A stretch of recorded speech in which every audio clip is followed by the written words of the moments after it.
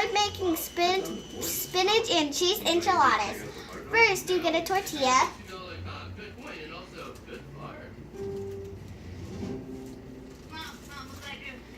And put it on the pan.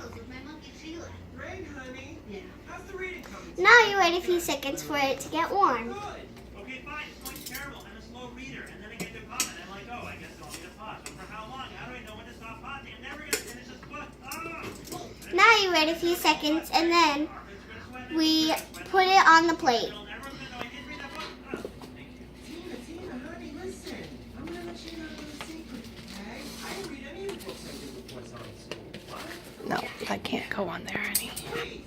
You never read the book. Well, I mean, you should read the book. Mommy. It's better to read the book. You never read the book. Mommy, I did. just got to give him a little show. He's awesome. I So did. you know what? Now it's done. Thank you for watching. Now my mom is going to put some stuff on it and then she's going to put it in the pan. Thank you.